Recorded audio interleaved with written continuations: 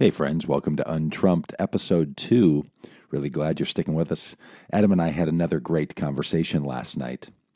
And I'm just going to tell you a little bit about the setup because there's pieces of audio that are a little funny in this episode.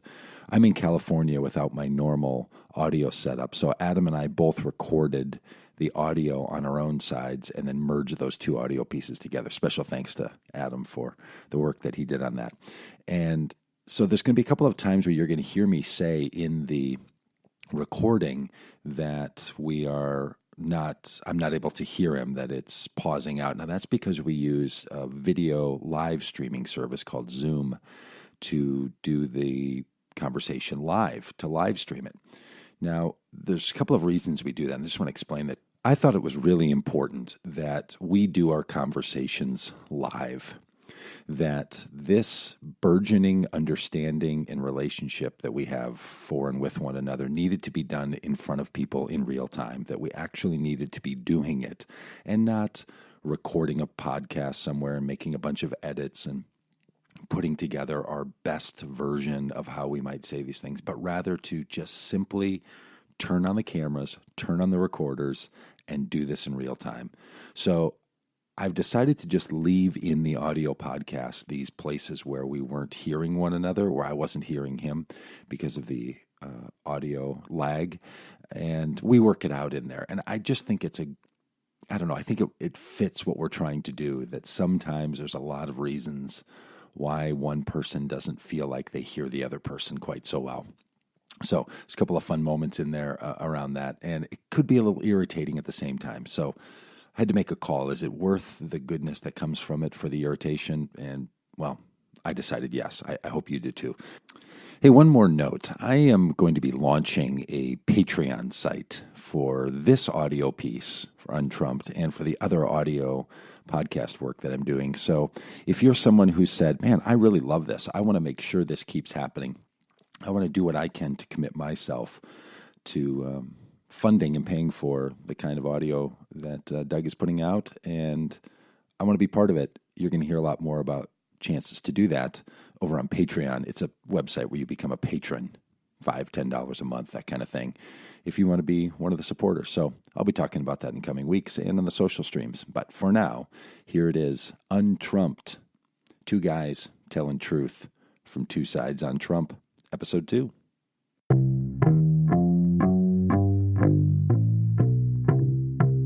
Hey, everybody. Welcome to Untrumped. Two guys talking truth from two sides on Trump. Episode 2. My name is Doug Padgett. I've got a lot going on. I am broadcasting from California, not in my usual place. And I'm joined by Adam, who is in his normal place there in San Antonio. I'm normally in Minneapolis, and we are making a regular date here on Thursday night, Adam and I, to have this Untrumped conversation. And I've had to set up a separate traveling system for the video and the audio.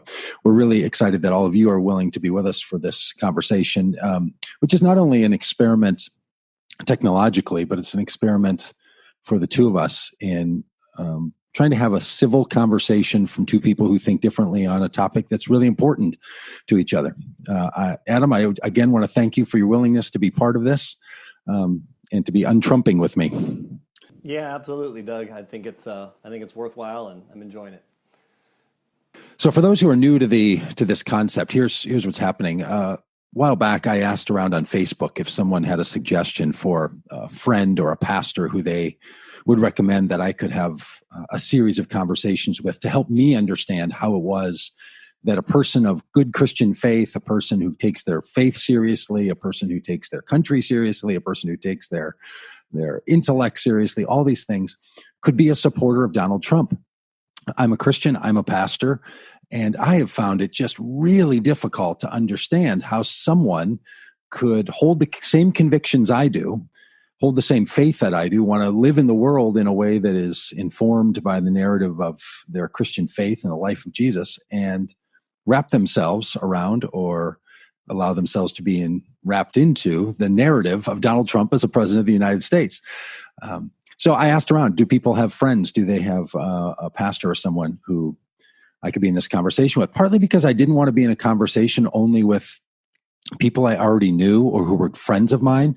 I know some people who support Trump, but we already have a relationship and all the complications that can come into that. I was looking for a stranger, frankly, someone for whom we could form a relationship around this topic, to be able to talk truth to each other and to have to really learn from one another, to learn from someone who I didn't already know and someone who I didn't already have the benefit of knowing the details, and to appreciate their lives. And fortunately, Adam is a friend. Have a mutual friend, and Adam was good enough to say that he'd be part of this. So that's what we're doing for 7 weeks. This being our second, we are going to explore a conversation with one another about how it is that Adam supported Donald Trump. And in coming weeks, we're going to talk more about maybe why it is that I hold the views that I hold. We can get into that. Adam, would you say a little bit about your background? What brought you into all of this? What's interesting for you, for those who are new to our conversation? Sure, Doug. Thank you. Yeah, I'm a pastor. I've been a pastor in churches for a long time. I was senior pastor and worship pastor and did a lot of that. And a couple of years ago, I sort of got out of that and went to work for a marketing agency. And the agency that I worked for, we ended up being the key group that did the digital campaign for Donald Trump. We had their account for a number of years. And so I had a unique view, first as someone who was on the inside working on the initial portion of the campaign. I never worked on the general campaign once the RNC got involved in the presumptive nomination, but I was there in the beginning, the good old days, when it was a nomination. And so during that process, I saw things from the inside. I began engaging with his message as a pastor and an employee in the company, and it sort of developed over the next 12 to 16 months, my support for him and what I began to see. Okay, thanks, Adam. We're getting a little bit of a lag. You cut out a couple of times there, so let's see how this goes. And if we have to reestablish a connection, we'll take a pause and do that. So Adam has a conviction of Christian life and faith. Ended up on one side of this topic. I have a commitment of Christian faith and life, and we both care about our country. And we've ended up on different sides. In other ways, we're similar people. We're both white males. We're both approaching or deep inside of middle-aged. We're both educated. We both like to wear Apple Watch. Like, there's so many things that we have in common.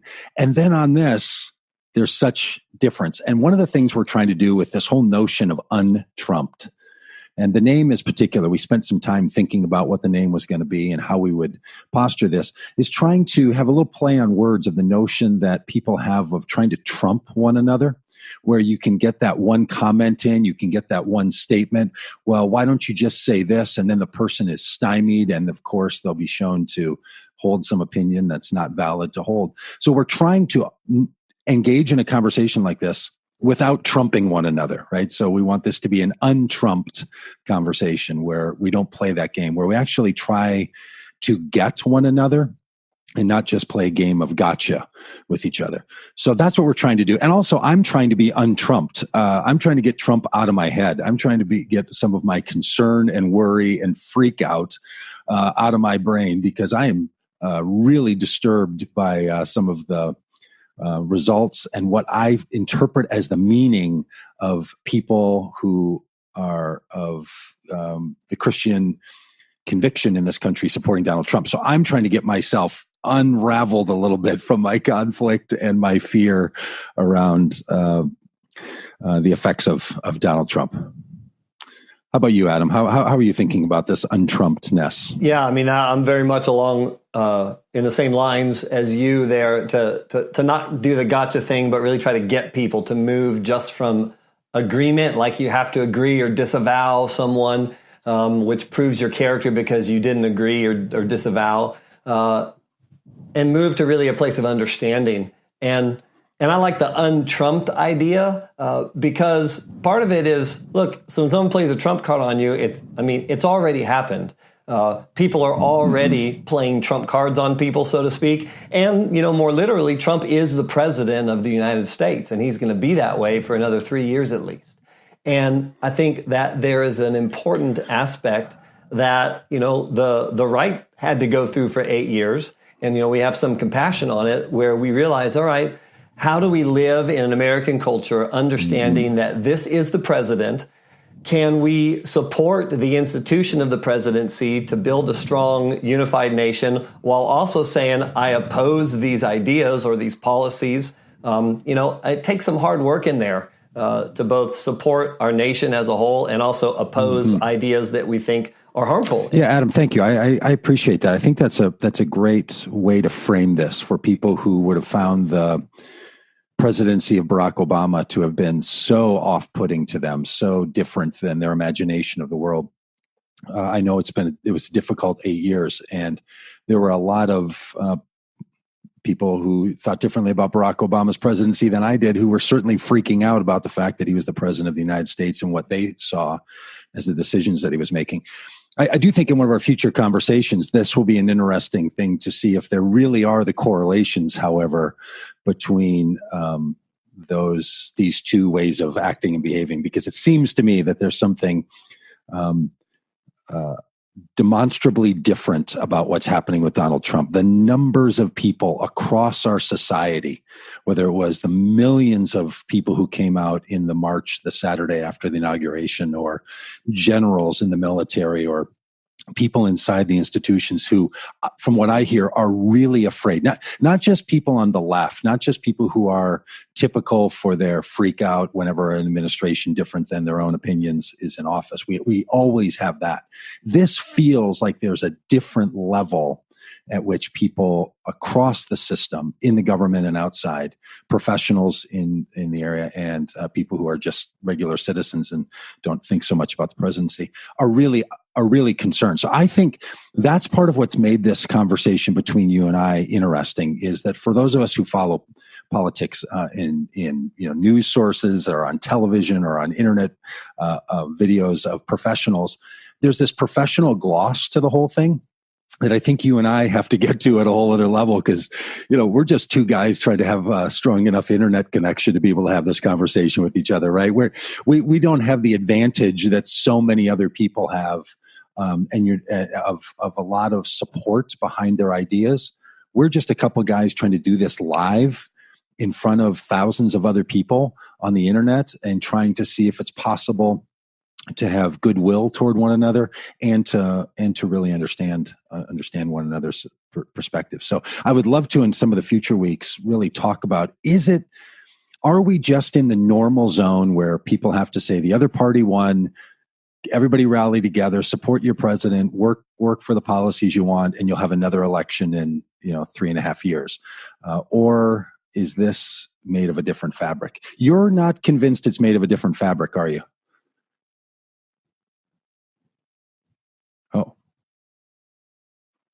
hey, Adam, we're getting some cutout. I wonder if what we should do here is have you turn off your video for a bit and see if the audio will just come through. For those who are watching this, we're using a system called Zoom, and Zoom allows us to broadcast the video and audio sort of together, and then broadcast that on. Yeah, I think so. Let's give that a try.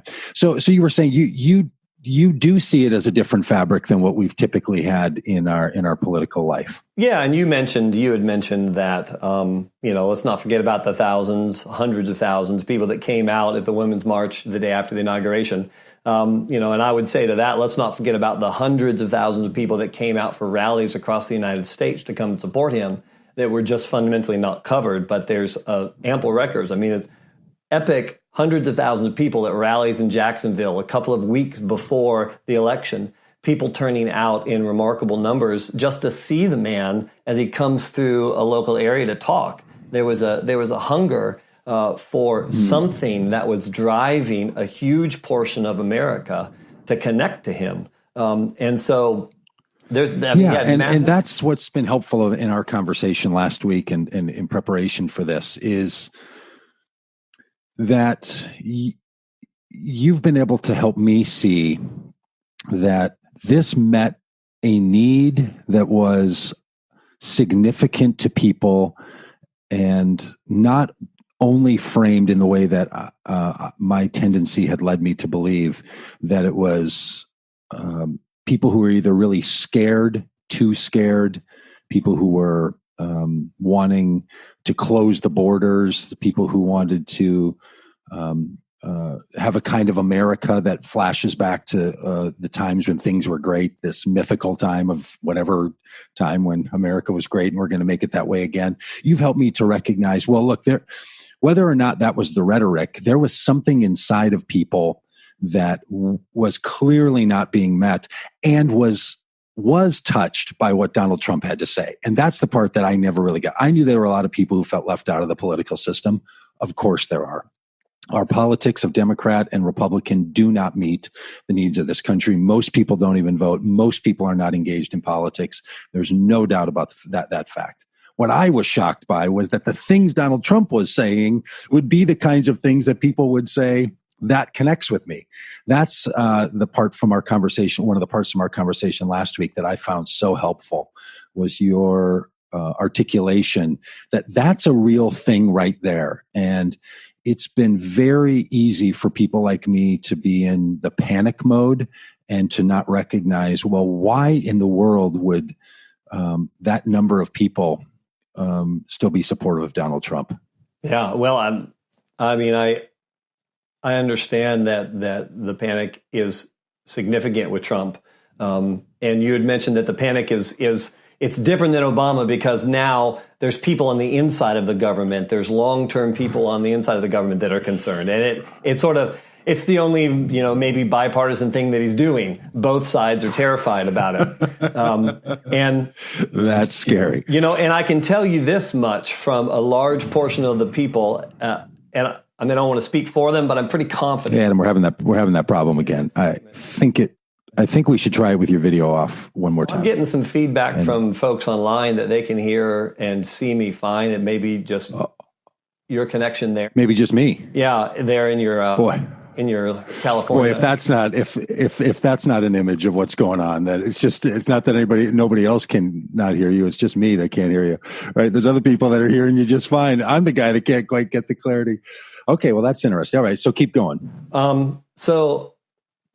And I mean, the freak out is on the inside of the government, right, as well. And I think that the one of the main differences between this era of Trump now is that he really was, there was a large portion of America that was deeply concerned, not just about Obama, but about his policies and about the way that he was moving American sovereignty. He was eroding American sovereignty and handing that over to a United Nations or to more of a globalist,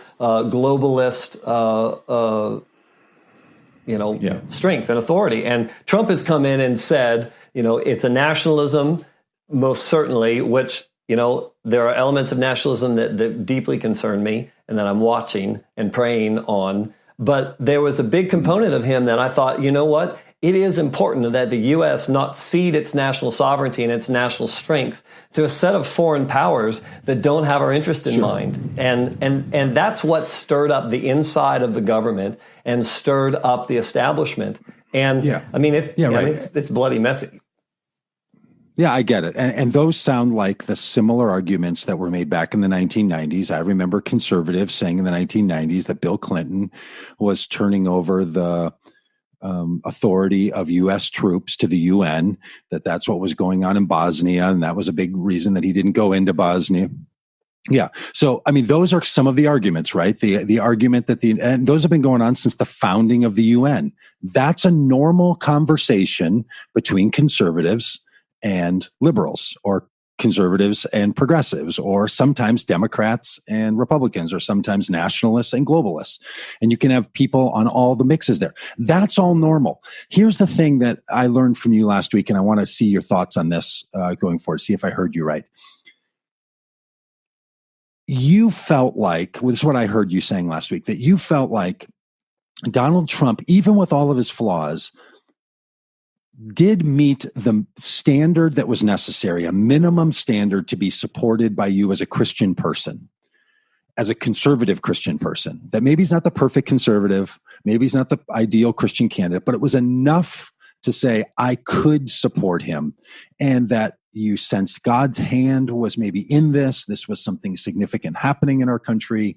We should take a minute and see if maybe this isn't a movement that could bring about something revolutionary, even with a flawed character. And that Donald Trump was sufficient enough to, and certainly better than, for our conversation this week, certainly better than the alternative in your mind. And that was the thing that pushed Donald Trump over. What you take all the other arguments about conservatism, and if those are going to be supported, like you're bringing up about the United States' role in the world, Donald Trump was a flawed but good enough vessel. Is that right? I've reflected on this over the last week, and it feels like those two things is what you were sharing last week. Yeah, I think that's a good recapitulation of that. I never made a checklist in my mind, of, well, they need to have this, but he's here and he's sort of flawed here, and what's sort of the minimum viable product that I need for the president. But that really does sum it up. And the biggest part of it, and this is what I was trying to articulate last week, is I began to see things happen that just shouldn't be happening. And based on the things that I was hearing. You're breaking up on my end again for this recording and what people are seeing on the feed. But what I'm hearing you saying is you saw some things happening that said to you, there's something afoot here that feels like it matches something that would have God's blessing upon. Is that right? Yes. Yeah. I mean, I always want to drill down on particular words, but yes, I do. Okay, now here's the fun side for me on, or the part I want to be careful on, and I also think it's the fun part about you and I having our friendship being made, live in front of people, that we can ask some questions of each other that and push back on some ideas that we've exchanged without feeling like we're, violating our friendship. And I don't mean this in any kind of a rude way, but over the last week, what those responses felt like to me was, hey, look, he's the GOP candidate. He's the Republican candidate. And I'm going to support the Republican candidate. And I will come up with whatever rationale I need to have to support that candidate. When it was George Bush, and it was George Bush following the Bill Clinton campaign, then it was character matters. But now it's not the character matters. Or it needed to be someone who had a really strong lifetime commitment to issues of life. Well, this one, he's a new convert, so then that's different. So he's even has greater zeal. That it feels like, and this is what I've gotten from Republicans and conservatives over the years, even when I was one, was we're primarily committed to the GOP and to the Republican platform.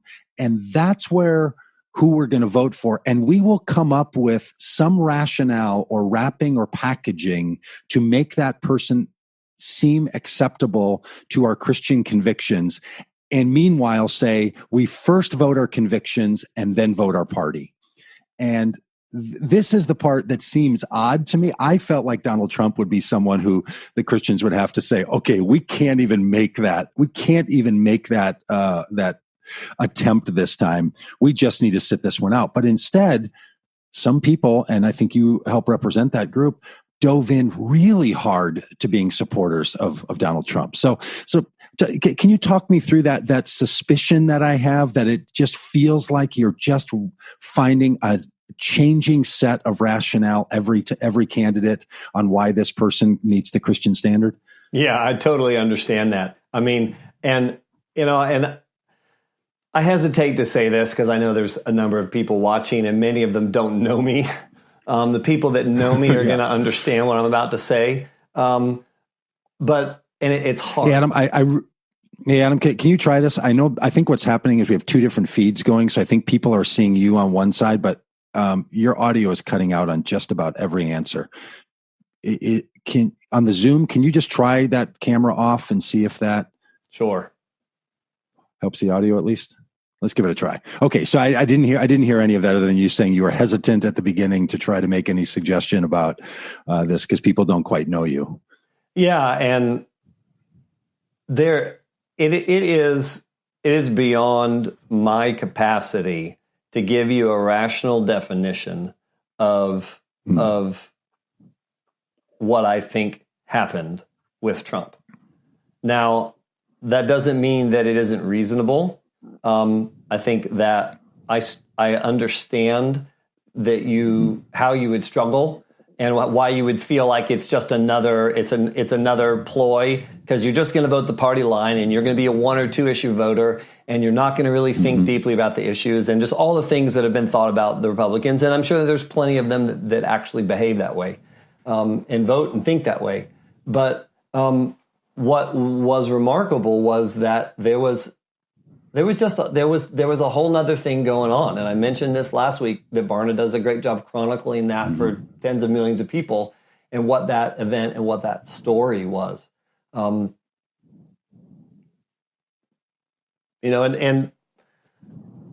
ultimately for me, I both believed in the things that I began to hear. I began to watch them, I began to test them, and I began to agree with the messaging. I think that your audio's not any better with the video off, so I think you can turn it back on for people to be able to see you.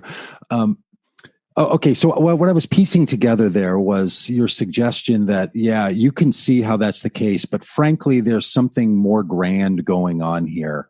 And it's not that the one-offness, the oddity, the peculiarity of Donald Trump's election is something that just doesn't fit the rationale that some people like me are making demands on, right? Saying like, justify that answer. Why would you vote for that person? And you're suggesting, hey, that's just not something that is all that available. There's something more going on than fits that. This is once in a generation, once in a lifetime kind of candidate that might be out of scope from the others, and there's something unusual happening. Yeah, and I don't want to say that and give the impression that there aren't plenty of good reasons why I voted for Trump.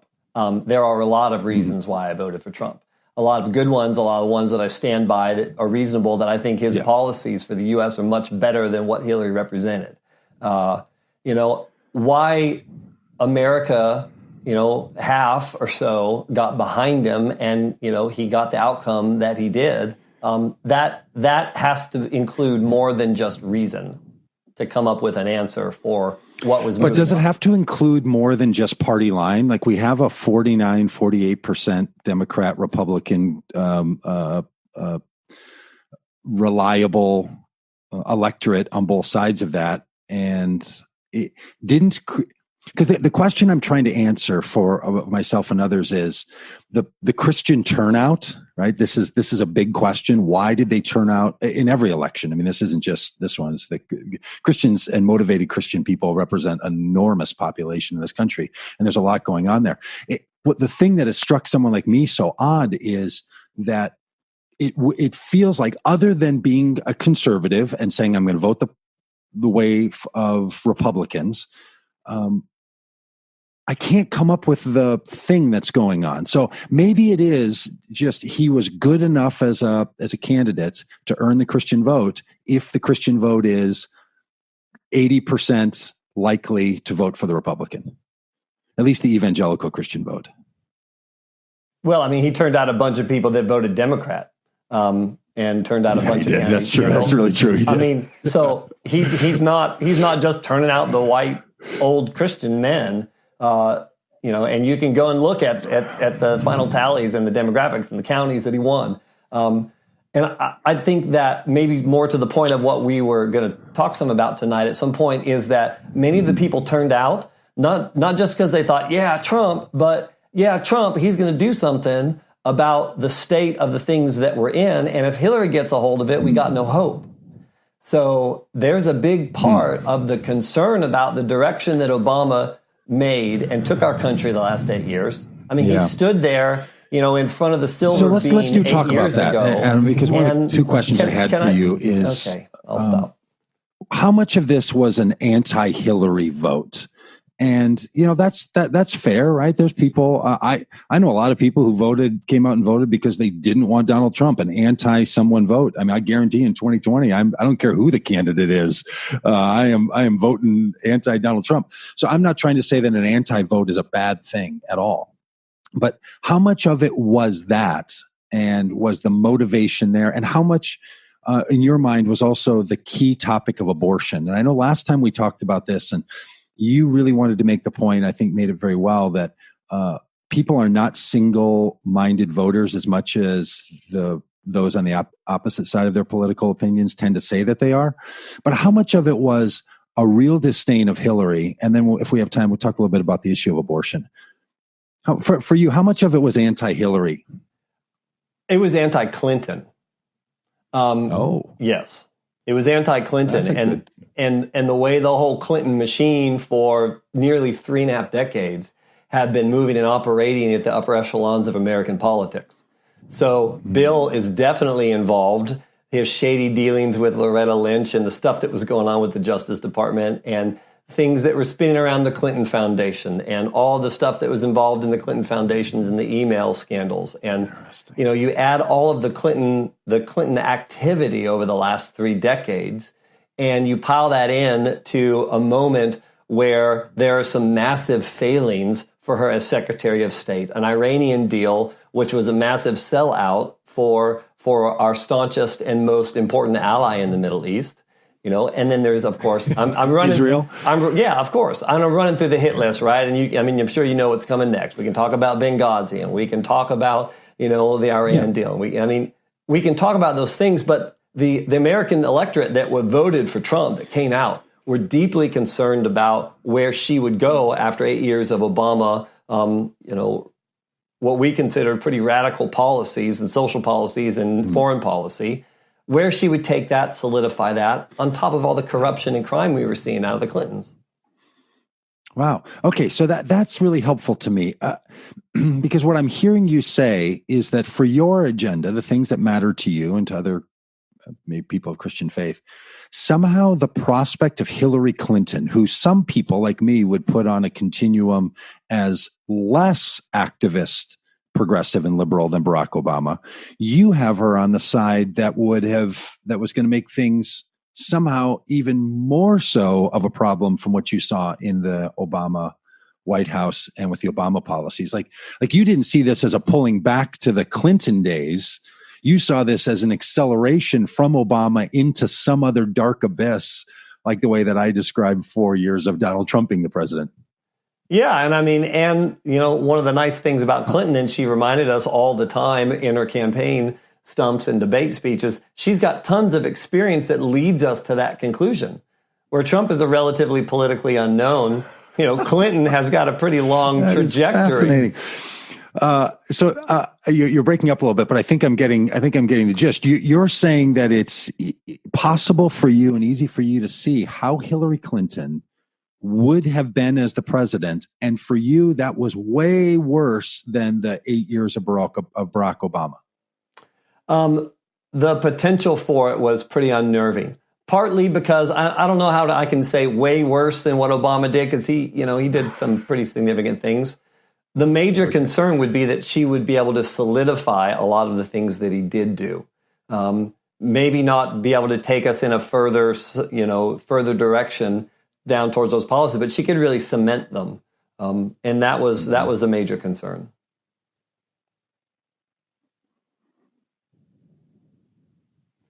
And I think that there's, plenty good evidence for that. Yeah. Wow. This is one of those places where I think that the misunderstanding is so obvious in our society. Like I as someone who's on that side and have been a Hillary supporter, some of the things that caused me to find it difficult to support her was I thought she wasn't activist, progressive, or liberal enough. I thought she was too middle of the road, too mainstream. Oh yeah, for sure. Yeah. I think she was too hawkish in war. I think she was absolutely too hawkish in war. I think she was far too supportive of Israel. I think her stance as compared to Barack Obama was that she was far more willing to maintain the status quo as far as it comes to Israel. I think her economic policy was far more supportive of Wall Street and of tax breaks and of keeping the economics as they typically were. Like the idea that Hillary Clinton was more progressive, other than being a woman, was more progressive than Barack Obama. I can't find a topic on which that would be true. And you're saying, oh, no, you would see it as... I didn't say she would be more progressive. I just said that she would be able to solidify the kinds of things that Obama put in place, and the prospect of her being able to do that, along with the criminal activity of the Clintons and the foundation and all the different things that were coming up, that was deeply concerning. And I do. I mean, those points you made are accurate. She's definitely, way more connected to Wall Street and she's a little bit better on Israel. So was there, and you've, I just want to check something because I think you made a nice clarification there. When and if somebody was listening carefully, they would have noticed that I said Hillary a bunch of times, right? And then you said the Clintons. And I think two things were happening there. One, you were expanding it more broadly than just her as an individual and placing her inside of the relationship with her husband and the way that they have been in federal politics for 25 years. But I think you were also wanting to pull back some from the implication that my question had of calling her Hillary in a way that exemplified her as a woman leader, and that you were wanting to be careful to say, look, male or female, Bill or Hillary, it didn't matter. That's not what motivated me to be opposed to her. Was I hearing you right there? Are you talking about maybe pulling back and being touchy on the fact that she was a woman? Is that the question?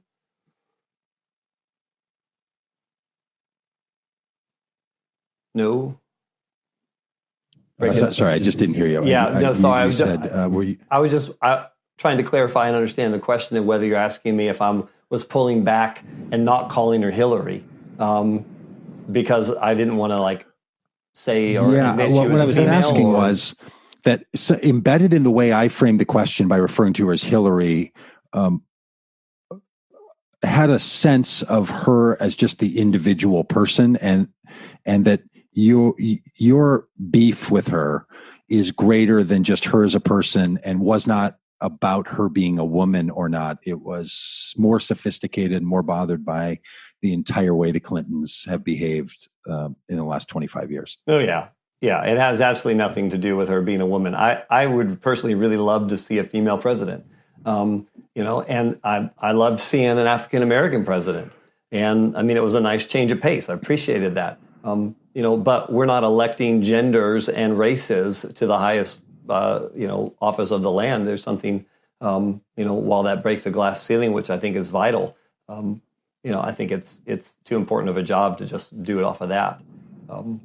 And I do have deep concerns about the Clintons and the way that they've operated and their network of people and the people inside of the government that they are beholden to. I mean, that's a significant problem. The WikiLeaks and the email scandal began to start fleshing some of that out, and it all just got buried. You know something we all don't know, you mean? Like you know something from WikiLeaks that someone who follows the mainstream media doesn't know?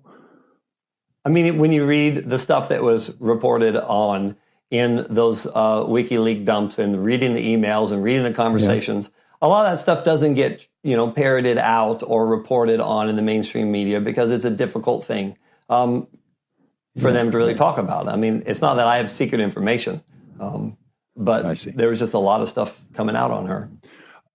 Okay, so here's my question around that. It sounds like what you're saying is she's not the kind of person who's trustworthy, who has the temperament, who has the commitment to the law, who is committed to making sure that she is not above the law, and that disqualified her from being a reasonable presidential candidate. And I think you see where I'm going with this question. Like, with that standard on one side, how in the world do you not? Before you see where I'm going? I can see that, and it's a T-ball setup, and that's right. And I want to just say that when I start talking about specifics, it seems like when I talk about specific issues, you pull back to generalizations about a character or kind of person. I don't not support Hillary because she's the kind of person I find untrustworthy. I don't support Hillary Clinton because she is untrustworthy based on the things that she did. And I don't believe that she is temperamentally sound for the office based on the kinds of things that I watched her do and the way that she talked about it. So, and I don't think she should be running the White House because She, struck a horrible nuclear deal, has a very different view of the Middle East, abandoned U.S. people in Benghazi and left them to die for political gain. And, those are the specifics that I don't like about her. Not just this generalization that she doesn't have the kind of character. And I'm not looking for some hypothetical character to support. I'm looking for, someone that's done some things and, has issues behind them. Okay. I hear that. And here's the thing. This is the hard thing about this conversation. You clearly believe that. You clearly believe that in Benghazi, she committed some kind of act of treason and did not fulfill her duty as Secretary of State. I think that's nonsense. Yeah. I think there was entire congressional inquiry into that. She was not found guilty of that. I think holding that view is a totally fine view to hold. I just don't think we get anywhere by relitigating that opinion. I grant you that you believe that that's true, that you believe that the Clintons behaved in ways with their foundation that was illegal. I mean, not to sound like a Trump supporter, but hey, until you can prove it, it isn't true. And I just think it's fundamentally not provable nor true. That's why I'm pulling back a bit, because it does sound to me like what you're saying is, well, because of that, she should go to jail, and the kind of person who should be in jail shouldn't get to be the president. So I do think it actually is that you're saying those things I believe to be true about her disqualify her from being the president. Like, I don't think you feel like Ronald Reagan shouldn't have been the president, even though he violated his constitutional oath by the Iran-Contra deal or by the ways that he behaved in selling arms to Iran. I don't think you think that Ronald Reagan should not have been president because of those things. I think you're comfortable that someone could do something like that and still be a great president. That's where I get confused. And then you think, well, then Donald Trump is the sort of person that you think is going to be trustworthy. So that's why I'm not trying to dodge the question. I'm trying to find the place where that moves, where the same values that you hold about some people seem like they're different in what you're holding about the Clintons. Yeah, I can appreciate that question. And written into all of that is, I have a personal opinion and I have an emotional connection and commitment to a lifetime of thinking in a particular way. And, I've studied world religions and the other side of the aisle. And I'm no novice when it comes to thinking through other people's topics. But, there's definitely a component there. The only person that's not a hypocrite is the person that stands for nothing. And that's a great line. It's the reality, that's me, I made it up. Yeah. But that's the reality of the human condition. And, when enough of those things start piling on themselves and you start detecting a pattern of hypocrisy and double standards, that's alarming to me. If you want to go back and look at the Iran-Contra affair and, talk about the pieces of that, that was a troubling time.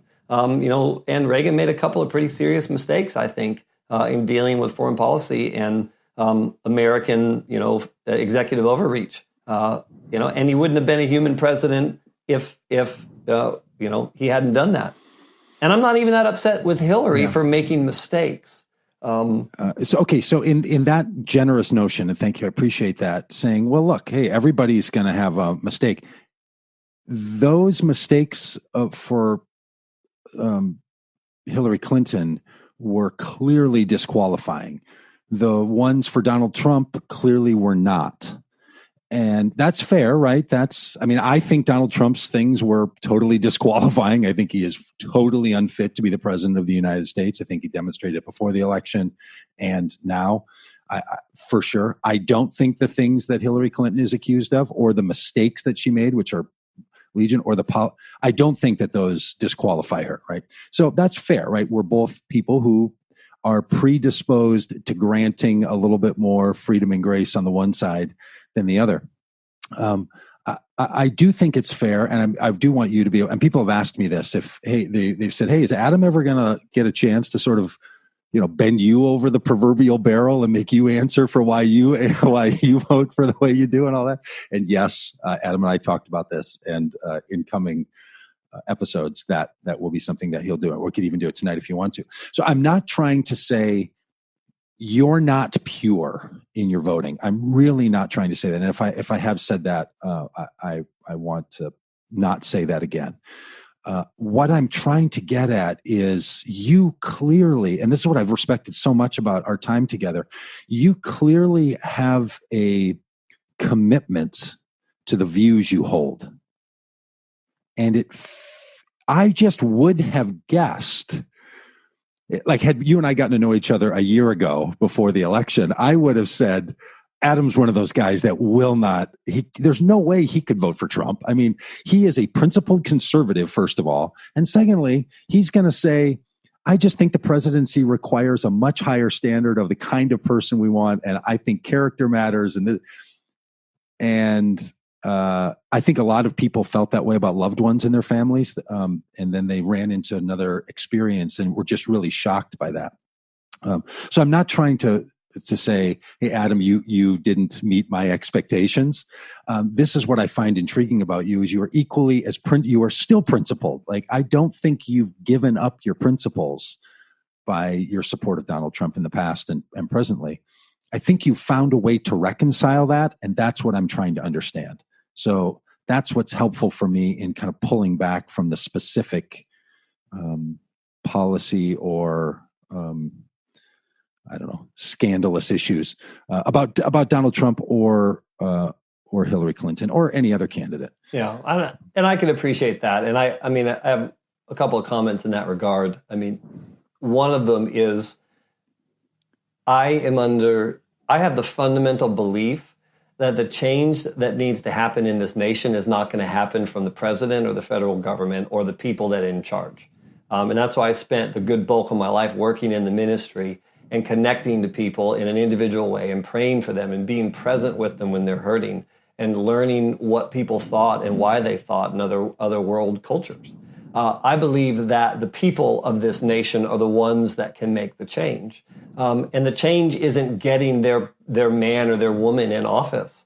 It's a reformation of the heart that's got to go on. And there's a number of things that need to happen there. And, and so in some respects, if my whole life was built around the fact that I was hoping and praying that some sort of, theocratic messianic president would take us out of this dark hole and take us back into the glorious lights and maybe initiate the rapture or something, maybe there'd be a little more of a conflict, but I don't hold that view. And I don't put all that stuff on Trump. I think he's opened the door in a unique way for people to have a voice that didn't have a voice, and that there's something that can happen inside of that that's significant from the people. And secondly, one of the points that I made last week, which, I know is difficult to hear, but if I hadn't had a personal connection with the voice of God and a community of people who also had personal connections and were hearing very similar things locally, statewide, and nationally, if I didn't have that support circle structure, it would have been a very difficult journey to move out of the principled thing into an ongoing support of Trump. But I continue to support him and said yes to this because I think he represents not the man, maybe just the disruption, the chaos. Growth comes in the disruption. So maybe it's just the chaos where people are finally doing this kind of stuff. I don't know, but I have hope for it, and I want to see what it is, and I want to show up and be ready for it when it starts happening. Yeah, well, thank you, and that is wonderful. And I'll tell you, I'm going to borrow that hope from you on this one. That is a contagious hope that some kinds of conversations that have clearly gone unsaid and unengaged need to happen now. Here's what I was hearing from you, and tell me if I'm hearing you right. Last week, I said to you something about a theocracy, and your response was really quick. I think your head even snapped back. You're like, whoa, who's talking about a theocracy? And I said, well, I am, because you said the hand of God is on this person. And then you corrected that. And here you said something that I think is really helpful for me on this. And that is, you've kind of stepped back with this almost Christian libertarian sort of flavor. I don't mean either of those insultingly, even though I'm not a big fan of libertarians, but I don't mean that insultingly. You're basically saying, hey, Doug, look, I'm putting words in your mouth. Hey, Doug, look, if anybody's overplaying the God-ordained part of the presidency here, it's you, Christians, that are freaking out that you can't imagine a world in which goodness still flows in the United States because we have the wrong president. That, again, paraphrasing you saying, I'm not the one saying that the life of God is bound up in the presidency. You seem to be saying that because you're freaking out and can't seem to understand how the goodnesses of we the people and of the Spirit of God that blows wherever it will, no matter who's the president. So if anybody needs to sort of step back from their overplaying of the power of the presidency, it's you, Doug. Does that capture your comments? Well, I like how you just attacked yourself. That was good. But yes, I mean, and I've always had a personal problem and just an issue. I think that there's a better conversation to have than let's elect a Christian leader who's going to vote the Bible and let's get him into the land. If we can just get someone that votes the Bible into the office of the presidency, then everything's going to be better. That isn't the model of the New Testament. Jesus didn't come to overthrow Rome. He came to subvert the kingdoms of this earth with the leaven of heaven that he put in his disciples and he poured out on the whole globe. The way that he loved and the spirit that he poured out that we're celebrating tonight, the final night, of a great festival. And yeah, I think I got all of that on my end that was breaking up. And by the way, if anybody's watching this, I think Adam and I are both going to have audio from both sides, so we'll put that together in the podcast. So I think you'll get to hear all of this if it's breaking up on one side or the other in the audio version of this. Yeah, that's okay. I take that. That's a good point. I think that's something. But then there's the civic side of me, just so you sort of understand where I'm coming from, that we have a unique experiment in this country of a we the people, and anyone who puts the power of the federal, and now I'm going to sound like one of those worried conservatives. When you put the power of the federal government on the backs of the weak, and you limit the access to people in this country to that which should be available to all people, it really is a problem. You don't need a messianic person to do that, but you need a stable person. We have, and this is my view, this is why I think this is such a big problem, even in light of my version of your critique that you so nicely brought to me, is I think we've endowed the presidency of the United States with an awful lot of power. Now, we can have a conversation later if that's a good thing or not a good thing. A lot of people want to argue it's not a good thing, and that's a fine conversation to have. But it's a real thing. And in light of that, I think we have to be real. I think we would both agree on this. We have to be really careful about the person that wields that kind of power. And you've said, I think articulated well tonight, Hillary Clinton did not meet that standard for you. And someone like me is like, Donald Trump did not meet that standard for me. And I have a lot of friends who said, look, I felt like I had two really bad choices to make. And I don't ever want to be put in that position again, which, maybe is why, we should be talking about a Doug and Adam ticket 2020. Yeah, right. Maybe that's what this is all about. We're the only two people that either of us would actually vote for. I can save the world, with a good, clean conscience. Yeah. Well, I think that's a really good point, and I think that it opens up and it sort of begs the question. I mean, in philosophy, when we get to a thing like this, it sort of begs question of, okay, so is there an invitation to something else besides just this either or thing? Can we get involved in the civic discourse in a much greater way because we had two flawed candidates and the winner was maybe just as flawed, if not more flawed than the loser? Does that spurn people to get involved and to begin having a voice and getting into more of the civic discourse? And I think people are doing that. My major concern, which precipitated a lot of this stuff for us, is that I don't think people are equipped to get into that civic discourse and that civic activity. And not be inflamed and enraged emotionally and incapable of really having discussions on policy to find real solutions. So someone's got to be teaching people and helping people with that capacity. But I think that's a good outcome of this election. People are engaged. A bad outcome, there's a whole lot more hate coming up. But a good outcome is that if you need healing, there's 3 things that need for healing, a simple wound on your body or even in your heart. There's 3 things that are needed. Time, but time doesn't heal all wounds. You also need a sterile environment where you're not going to get re-injured. And then most importantly, you need air. So one of the things that's happened is that the heartache and the division in America is getting exposed right now. It's getting air. Something's getting seen, and we have a question. Time is going to pass, but are we going to create a toxic environment, or can we give our fledgling divided nation a little bit of sterility in our dialogue and civility in our discourse so that we can actually get healed over time as it gets exposed without causing more harm in toxic rhetoric and division and anger and, pouring out into physical violence. And I want to work towards helping clean up the discourse and the civility surrounding these disagreements so that we can actually get some stuff healed. Because people are shouting out, hey, I'm hurting. This is awful. I can't go on like this. I don't like what's happening in our country. I don't like what's happening to the poor and the underprivileged. I'm concerned that people are getting off of welfare. They're being, shoved off of food stamps. I'm concerned that they've lost access to affordable health care. I'm concerned about all these things, but I'm angry and I don't know what to do. Pursuing understanding is one way to begin helping people get healed from whatever is going on in there, and then try and find the actual policy decisions and discussions that need to be done. That's what I'm after. And I don't know where the solutions are yet, because I think that we've got such a divided, toxic rhetoric that we can't even get to those discussions. And why I've so appreciated this, I'm going to get off my soapbox, but that's no. I think you should stay on that soapbox. I think that's really helpful.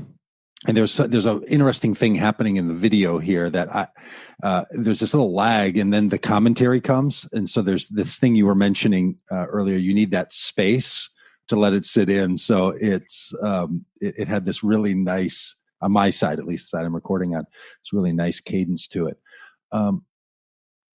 So can I just ask you something about that? I like that so much. And that's the kind of thing I've heard you say in our conversation last week and the number of conversations we had in preparation for this. And that's the kind of thing that makes me say, I would have totally thought there's no way Adam Schindler was going to support Donald Trump, because he does none of that. He inflames, he enrages, he literally calls people names. He just brings to the surface that kind of way of divisiveness, like I just think we have never seen in this country, to the point that you don't know on any given day who has been insulted and which part of our society feels like they're in a fight with the president. So that's part of what's so curious to me. And maybe this is giving someone the vaccine. You have to give them a bit of the poison so that their body will create the antibodies. And that can seem, if you don't believe in vaccines, that can seem crazy that you would do something like that. Maybe that's what you're getting at. But that thing you just said about let's have this kind of world where we understand and listen to each other and treat one another with respect and get to solutions, I got to tell you, that's like, well, wouldn't that be great? That's not what's going on at all. We are nowhere near that in this country in the last 9 months since the inauguration of Donald J. Trump as the president of the United States. It doesn't seem like we're getting anywhere closer to that. So that's, again, where the beauty of what you said then is matched with this dissonance of, oh my gosh, wow. So I don't know, I don't want you to have to explain away the behavior of Donald Trump, but maybe you feel that same frustration that those things are still that those things are happening inside. I am definitely frustrated with many of the things that he says and the way that he says them and the kind of stuff that comes out. For sure. And I'm also supportive of some of the stuff that's happening as well. But to the larger point there is that I have a little line that all of my major spiritual growth has always come not from competency, but exhaustion. And that there's this reality that at the point that I'm so tired, I can't keep doing it, I throw up my hands, and then something really begins to change. And I think that, whether Trump is the agent of this or an unwitting accomplice, that is where I focus my hope for our nation, is that we're not more divided now because Trump got elected. I don't believe that. I think we're more willing to voice our division now that he's been elected. And I don't think that the media was any less divisive prior to him. I just think they had to out themselves. And that's another topic. You mean Breitbart, right? Well, I mean, that's what you mean. Yeah. I'm just teasing you. Both sides have their own media, don't they? Oh, yeah. So I use the analogy at this just after Donald Trump's election that, and I'm careful to use this now because of our current situation, but that thinking about it as a natural disaster and as a hurricane is a way to think about this. You saw it coming. You knew the damage was going to happen. You prepared as much as you could. You hope you had built the infrastructure that could withstand it. There's going to be damage, and then people are going to have to heal and are going to have to repair that damage. That's been my vantage point on the presidency, right? So, and I had a friend who actually used that analogy. She didn't know that I'd referred to it that way. And she said, boy, when I heard Adam last week say that there was like prophecy that Trump was going to win, I believe that's true, but I think that was a warning. I don't think that was a chance for cheering. So I have been saying for the last 9 months, okay, we're in the midst of the storm. We're going to have to prepare, and hopefully we can limit the damage. And our civic life and our institutions of government can withstand this. It's going to be okay. It withstood Reagan. It withstood Nixon. It withstood an impeachment of Clinton. It withstood assassinations and assassinations attempt. It can do it, but it's going to bring real damage. So I've been saying it like that. So to hear you say, to make it more of a positive of, hey, look, when things get hard, when the shit hits the fan, when things get really difficult, there's a place for some growth to happen there. I think both of those are true, but it could feel like it falls on deaf ears, like when Donald Trump says, well, hey, Puerto Rico's got to figure out how to solve its problems. Like, dude, they're in the middle of a terribly destructive natural disaster. This is not the time to say, there's a lot of character that comes when you're in the midst of trauma. That's just not the time to say it. And I wonder if that's what's happening in our society. People like me are saying, this is really, really bad. And to hear someone else say, which is, I think, true, hey, there's a kind of growth that can happen, or there is no situation in which God is not active and working and can work together for the good of all things in every situation. It can still feel, offbeat a little bit. You know what I'm getting at? No, I get that. And I'm not critiquing your comment there. I just wonder if that's how it's landing differently on different groups of people. Yeah, and I can definitely say that. I mean, one of the first pieces of theology I began to study was the theodicy, because I really struggled with why do bad things happen to good people, and why do good things happen to bad people. There's some people that are arguing that point from a theological perspective, and you can talk about sovereignty and stuff. And then there's other people that just lost their daughter, and they don't need a theological answer. They're in a place of traumatic grieving and need something very different than some kind of a theological moralism about God's sovereignty. They need presence. They need space held for them. And so in that capacity, clearly there are people who are grieving what they feel like is the Trump hurricane battering the American shores.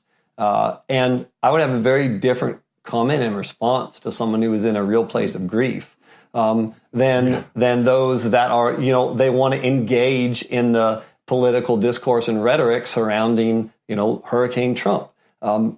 That's a different kind of an argument with a little bit different rules of engagement. And so I also don't think, I don't grant you, so to speak, in this little piece of debate that Trump is the one that's brought the damage.